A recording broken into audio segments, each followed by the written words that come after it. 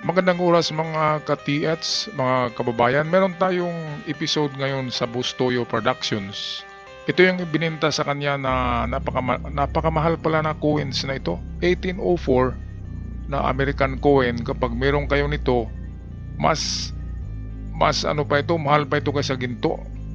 Kasi isang coin lang ay nagkahalaga na ng 35 million pesos. Kasi 7 million daw yung 7 million yung yung presyo sa bilihan sa labas niyan. Ang 1804, 1806, 1807 coins ng United States of America na ginamit sa Pilipinas. Kapag meron ang lolo nyo yan, itanong nyo sa mga lola nyo, baka meron silang naitago na American coins, ay jackpot kayo dyan. Mas ano pa yan kaysa ginto, mas mahal pa. Isang coin lang nagkahalaga na kaagad ng 35 million. Parang isang barita nga lang, 18 million nga lang isang barita na gold. Kaya jackpot kayo dito mga katiyats. Kaya panoorin hanggang dulo ang video para makita nyo yung sample ng 1804, 1806, 1807 coins. Okay, so patuloy na tayo sa video courtesy ng Bustoyo Productions. Wala, Ibig kinikilabutan ako. sabihin parang legit kasi nagtataas yung Oo, kasi ngayon lang ako nakahawak ng... Hindi ko sure, nakahawak na ako 1906 na peke. Meron tayo nun eh. Oo, yun nandyan. Parang bill ko ata, parang nasa 10,000 na nga ata. Or... Pero din ako nakita dyan, iba lang yung date. Pero kasi ang 1906, kung hindi nyo po nalalaman, sa pagkakalam ko, ito yung mga nare-rated kay... kapuso mo, Jessica. Basta, itong 1906 is a very rare coins. Isa to sa mga most sought after coins at isa sa mga holy grail. So tatawag tayo ng expert para malaman natin kung ito ba ay real deal or nga. Diba? Malay mo. 10,000 presyo mo ha? Walang bawi yan ha? 10,000 ha? 10,000 lang ha? At least Sige, honest tawagin ka. natin. Sir Arman, ang ating isa sa pinaka magaling na coin expert dito sa Pilipinas. Tawagin si Sir Arman. Sir Arman, pasok, Boss Arman. Pero, ulaan mo. Holy Grail. 1906. Holy Grail, sabi mo eh. Kaso ang tanong, kung legit. Di ba maraming peke nito? Oo, sobra. Kaya tinawag kita. Meron ka dito nun eh. Yun nga, hinahanap ko, ano ba ang amoy ng legit? O pare-pares lang siya? Actually, yung mga fake niyan, amoy tanso. Maamoy mo malansa. Gaya nung details Saan kasi yung peke? 6. Actually, kapag altered yung 6, makikita mo... O yung peke. Di ba yun? Yun yung binili ko dati. Parang, magkano ba bili ko nun? 10,000 din ata yun, no? Tapos may point doon yung variety to na kung saan merong parang dike crack doon sa may arrowhead. Isang araw, Ed. Dito. Between feather Bakit? shield. Yun yung isa sa mga feature nung die na yon na legit, na kung saan nagkaroon siya ng die crack doon. Andyan, meron dyan. Pag legit. Oo. Ano tong 1906 na to? Yun nga. During 1905, nirelease nga yung coin na yon. Dapat sa susunod na taon, i-release nila yung 1906 eh. So, ang ginawa nila, pinull out nila yon, binalik sa US, tinunaw nila ulit. Ginawa nila, ni-resize nila yon, niliitan nila yung piso. Kaya kung mapapansin mo yung 1907, lumiit na. Ayan mga katiyats, yun pala ang kwento ng 1906. Kaya pala bihira na lang yan dahil tinunaw pa lang marami niyan. Yung hindi pa nag-circulate. Ngayon ang nag-circulate na napunta sa mga kamay ng mga Pilipino, ayun yung naitago sa mga alkansya o yung iba ay nawala na rin, di ba? Nabaon sa lupa. Kaya ang nag-survive ng mga 1906 legit na coins ay may halaga na pala yan na 250,000 pesos. Hindi pala yan 1 million. Sobra-sobra naman magsabi ang si Jessica Soho para marami ang manonood, no? 250,000 lang pala yan sa bilihan dito sa mga bumibili ng mga numista. Numista ang tawag dyan eh. Katulad kay Armand, numista yan. At yan, kasi napakalaki kasi ng 1906 eh. Malaki siya na piso coin. Silver kasi yon kasi mahal kasi made of silver. Ngayon ang ginawa, in 1907, pinalabas pala maliliit na para hindi aksaya ng silver.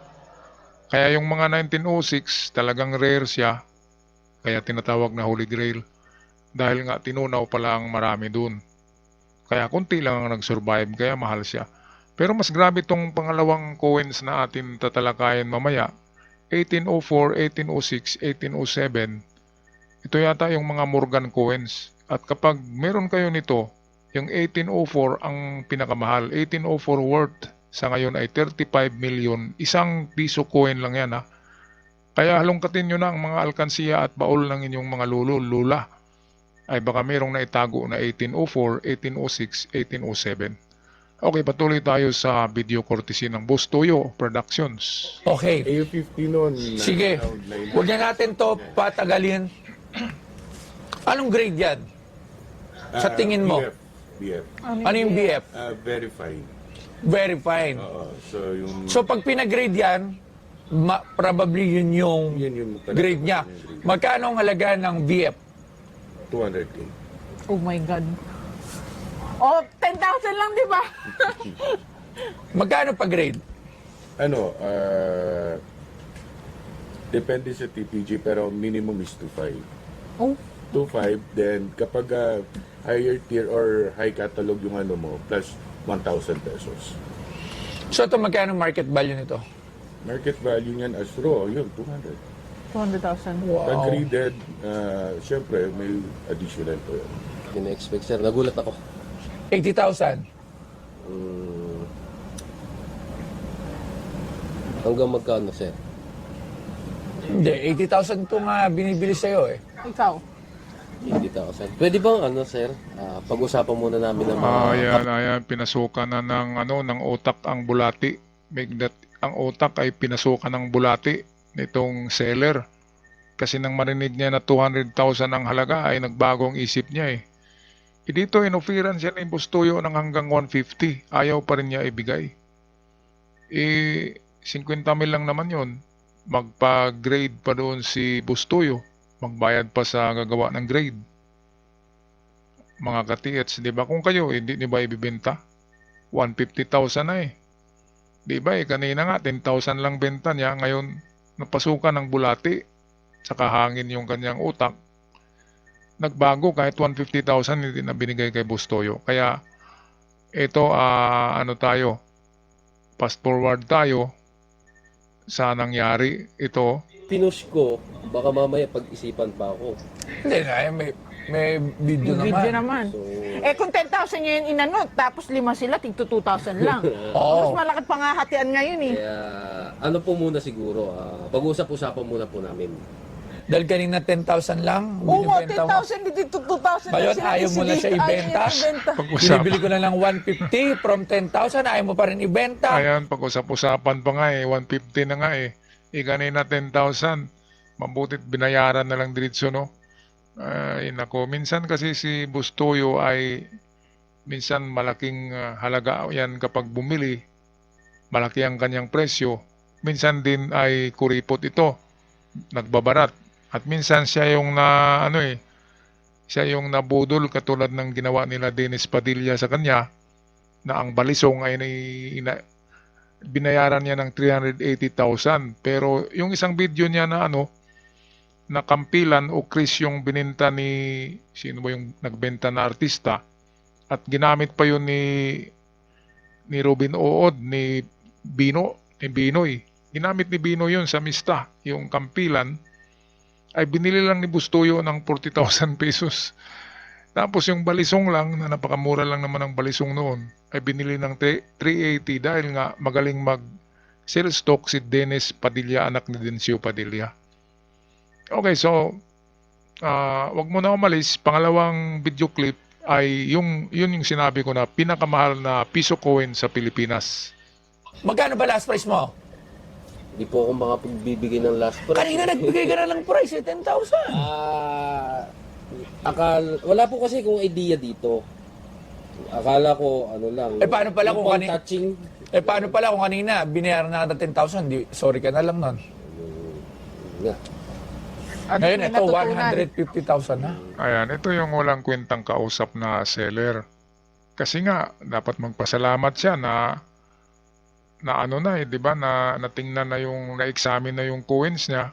Ngayon na nalaman niya na dapat magbayad siya doon sa sa numista, 'di ba?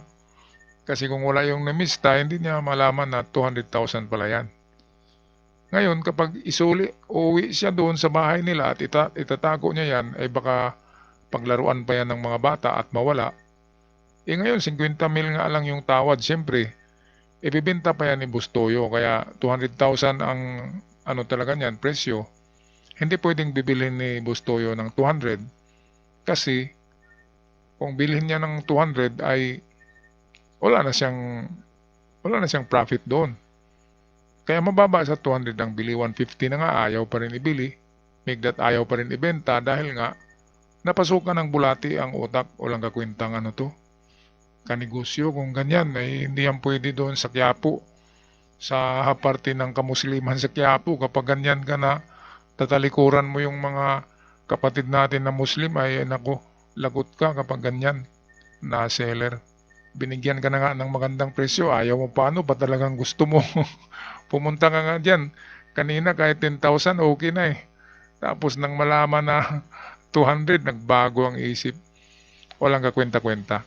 Okay, patuloy tayo sa pangalawang video clip. Ito yung, may dala-dala ito na napakamahal na coin. $7 million daw yung coin na yon. So, pakinggan natin ang kanilang usapan dito sa Bustoyo Pawn Star. Pinoy Pawn Stars ng Bustoyo. Ipapasuri atin pag tignan. Papakita ng kaibigan ko yung minana pa niya. Minana pa niya. Coins. 1877. 1877. $1. Okay.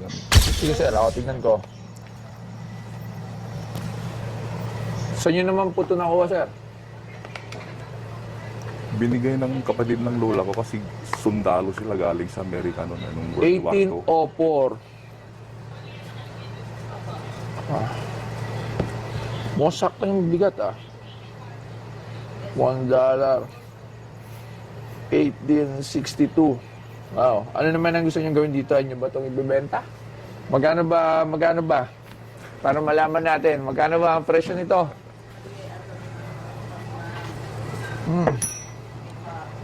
Magkano naman? Magkano nyo ito balak ibenta? May ari. Magkano ito balak ibenta, sir? Hindi, papalegit check muna. Papa legit check.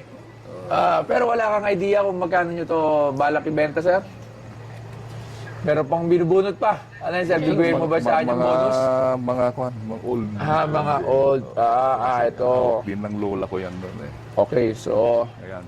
Sige, para ganito, sir, tawagin na po natin yung isa sa ating expert at sumangguni tayo sa kanila regarding dito sa coins na to. Ako wala kasi akong idea dito, pero mukhang mataas ang value at tingnan natin. So, tawagin natin, sir, ang ating si Sir Angelo Bernardo lang ang available natin ngayon. So, at kapitbahay natin to, lab na lab po to. So, tawagin na natin, Sir Angelo Bernardo. Pasok!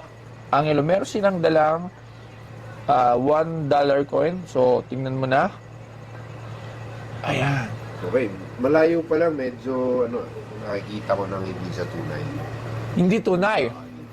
Hindi tunay. Ang 1804 kasi, So, hindi tunay. suspense natin, Pero, ang 1804 kasi, ito yung isa sa mga rarest na US coin.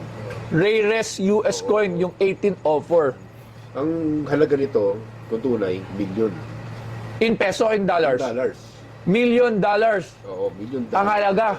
Kung tunay, oo. Kung tunay. So, Kaya yan. lang, sa itsura pa lang, ang edge nito, hindi ganito, hindi reeded edge yun. Plain edge yun na may nakasulat doon sa gilid. Hindi siya hiwa-hiwa. Halika, pakita nyo para makita sabi ni Sir Angelo. So, ang surface pala nun ay yung edge is wala siyang hiwa-hiwa. Dapat, anong nakalagay, sir, sa gilid? Ang nakalagay dyan, parang 100 cents. Alright. So- verify nyo na naka-engrave. Hindi siya engrave, parang may proseso sila ginawa para malagay yung ganung Tsaka yung details, no? So once nakakuha ka ng 1804, peak time ka na. made ka na, magana. Grabe naman. Ay, ay, Malabo makakuha ka kasi. ganun kahirap. Ano, Ayan, ano naman yan? ito is, tawag dito is seated liberty. Seated liberty ito. Seated Liberty. Sa itsura niya, gut feel. Minsan kasi pag numismatist ka or sa coins ka, minsan sa hawak pa lang, may feel ka na na hindi tunay. Okay. So, para sure tayo, timbangin natin. So, timbangan. Pero ng timbangan dyan. Timbangan, please. So, ito, wala na talaga to. This is actually... Oh, ayan. Ba't maraming fake? Saan nanggagaling yung fake? China. China. China. Usually, ilan ang timbang ng ring nito? Ayan mga katiyats, kahit sa coins ay pinipigi ng China, no? Mga kababayan, grabe talaga ang China. Yung 1906 nga ay, dahil alam ng China na mahal ang 1906, ay gumawa sila ng napakaraming 1906 na silver at binibenta nila yan ng 500 pesos bawat isa online. 500 pesos lang silver. 1906 ha. Kaya yung kahit pala yung mga mahal na coins sa Amerika ay gumagawa din ng China. Naguhulma sila, mass productions nito at binibenta nila online. Makikita nyo yan. Kahit i-search nyo 1906 ay mayroon nabibili yan sa Lazada saka eBay. Grabe. Grabe palang inchik, no? Kahit sa mga coins ay talagang nangungupya. Sila kasi yung the greatest imitator of all time. Kahit anong klaseng eroplano ng Amerika na bago, kinopya nila eh. Kahit anong helicopter, kinopya nila. Kahit mga yung aircraft carrier, kinopya nila lahat. Submarino, kinopya lahat ng China. Kaya lahat ng imitation nandun sa China, pati mga sapatos, di ba? T-shirts. Lahat na. Lahat. Siguro pati clone. In the future, yung mukha mo ay nandun sa China. Mga katiyats. Kaya natatawa tayo dito. Itong coins pala na ito ay piki pala ito. Dito sa bandang dulo kasi sabi ng numista nitong si Angelo ay peke kasi eksperto ito sa coins. Kaya sigurado galing sa China ito. Nabili siguro ito ng itong nagbenta. Di niya alam na galing sa China. Napiki din siguro siya. Baka binenta sa kanya ng 2,000, di ba? Ang bili ay 500 lang. Ay lugi siya. Dahil sa China. Wala stick talaga itong China. Okay, patuloy tayo sa video courtesy ng Bustoyo Productions. Orig niyan is 26.96 grams. For round up mo na, 27 grams. 25.4. Yan. So, kailangan mga 26 talaga. Oo. Tsaka yung edge. Oh, tsaka yung edge niya. Pero kung 1804 nga to, maganda pa yung condition. Talagang, alright. So, yan naman. Ano to dapat? Ganun din yan, pare-pareho. Magkano naman yung price ng 1862? Ang 1862 na Drake Pass,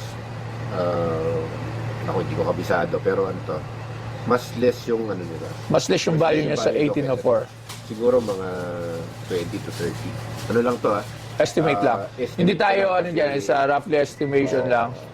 Estimate ko lang yun. Pero, probably more, depende din sa condition. Alright. So, tingnan natin. Hindi natin yan, tingnan natin.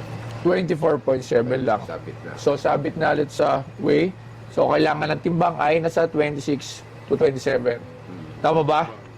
Tama.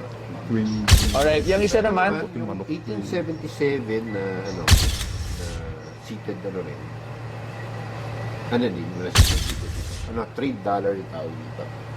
Na ginagamit ng US sa pag-trade sa ibang bansa.